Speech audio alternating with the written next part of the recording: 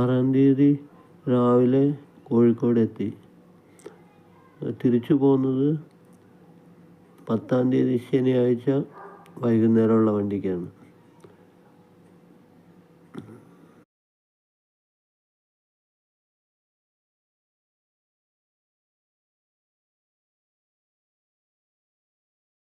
Train number 1652 Kannur Yesvantpur express 4-ാമത്തെ പ്ലാറ്റ്ഫോമിലേക്ക് അല്പസമയത്തിനുള്ളിൽ എത്തിച്ചേരുന്നതാണ്.